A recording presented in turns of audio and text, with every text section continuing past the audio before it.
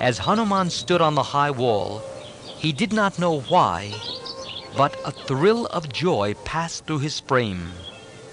It was an early spring night, and trees and plants were in flower.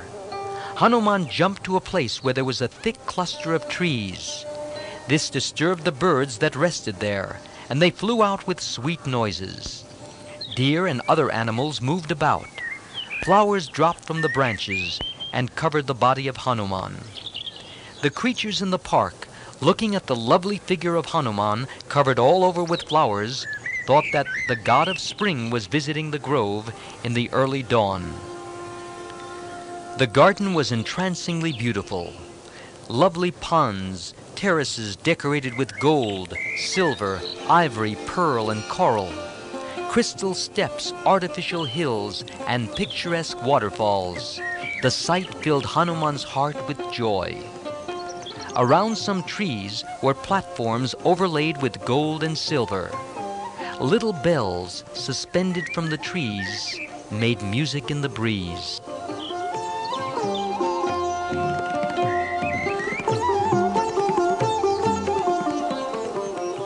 Hanuman climbed up and sat hidden among the leaves of a tall, spreading tree with a golden platform around its stem. He thought, if she be alive in Lanka, Sita would surely visit this garden. She would choose this place above all others for solitude and contemplation of Ram. They said, did they not, that she loved groves and trees? She would surely come here at dawn to offer worship to the Universal Mother.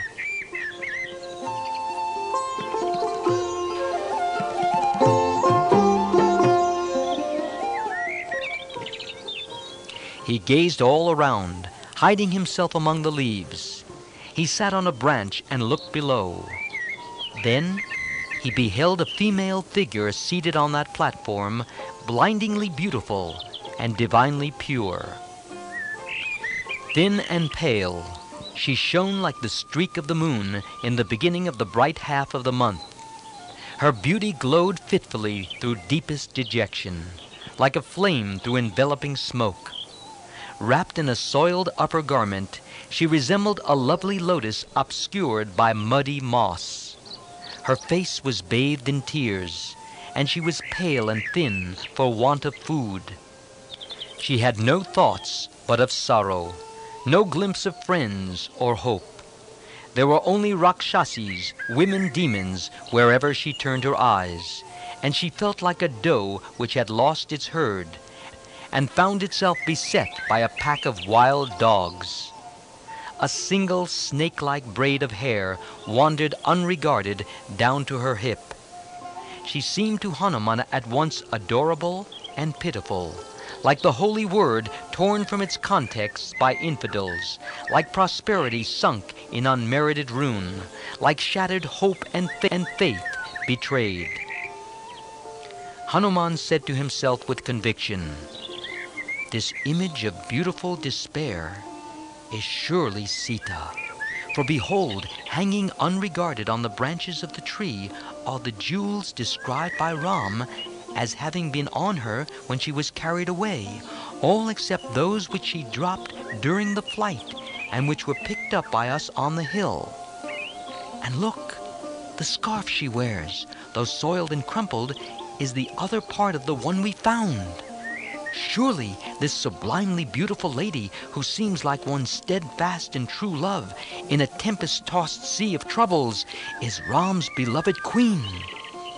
It is for her that Ram is consumed by a threefold agony: grief for her suffering, wrath for the insult to her, and heartbroken pangs at separation from her.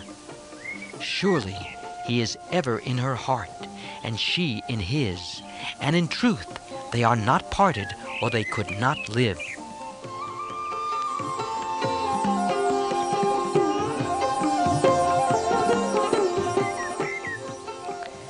and as he continued to see her, his heart leaped back across the ocean and sought Ram's feet in adoration. And again he looked at Sita and said to himself, "It was for the sake of this divine lady that the mighty Vali, the peer of Ravan in prowess, was slain. For her that Kabanda and Virad met their death, and 14,000 fierce Rakshasas with Kar, Dushan, and Trishiris bloodied with their gore the glades of Janistan. It was for her that the splendid sovereignty of the Vanars was wrested from the heroic Vali and given to Sugriv. It is to do her service that I crossed the sea, the lord of the rivers, and am now here in Lanka. All this seems much, but verily, if for her sake Ram should transform or even destroy the universe, I would say from my soul, it is well done. She is worth it all, and more."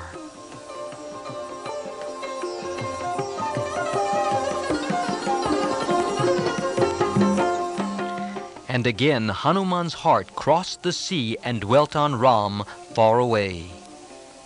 Just then, as on the clear surface of a lake a swan might glide, so in the blue sky the moon swam into sight and shone brightly, as if on purpose to help the son of the wind god.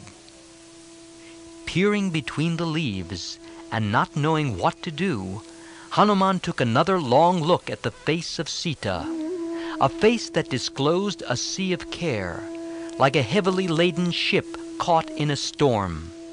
The Rakshasis who guarded her were intolerably ugly. One had only one eye, another only one ear. Some were without ears, and some without noses. Some had noses turned steeply upward, some were bald, while some had done their hair in grotesque styles. Some had hanging stomachs, and some had camel's lips. Some were hunchbacks, some were dwarfs, and some were tall like palmyra trees. Swine faces, tiger faces, buffalo faces, goat faces, all were to be seen. These unsightly creatures were holding spears and other weapons in their hands. And in their midst, the pale-faced princess sat trembling, befriended only by her virtue, like an unsupported beautiful creeper fallen on the ground. It was still dark, and Ravan was roused from his slumber by the chanting of the Vedic scriptures and the morning songs of the court bards.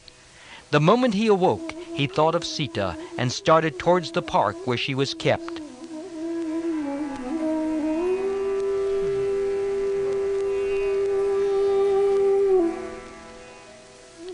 With all his retinue, he entered the palace park. He was accompanied by scented torches and the royal umbrella, surrounded by maidens, covered all over with brilliant ornaments, and clad in spotless white clothes. Ravan appeared very charming. As the procession entered the gate, Hanuman could hear the noise of the crowd and the tinkling of the women's anklets. Soon he saw the Rakshasa king approaching. At once Hanuman hid himself more effectively than before among thick leaves. As Ravan came towards Sita, his strength and splendor were wonderful to behold. At this sight, Sita's body shrank and trembled like a plantain tree in a storm.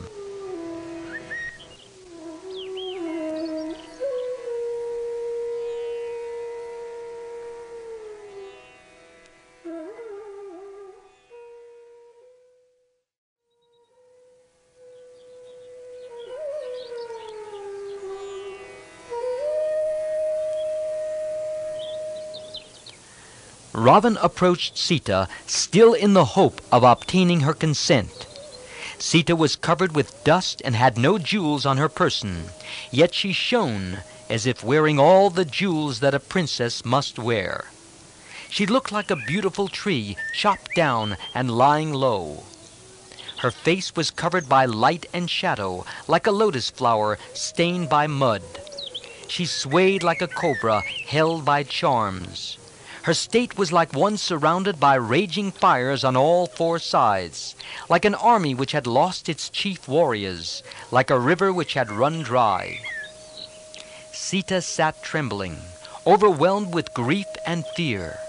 When she perceived Ravan's approach, that very instant her heart raced to Ram like a chariot drawn by swift horses. With a faded face and a wasted form, she thought of her protectors far away. When will they come? Will they ever come? She asked herself and meditated on God. Ravan approached and spoke to her. Hidden in the branches of the tree, Hanuman watched what went on below.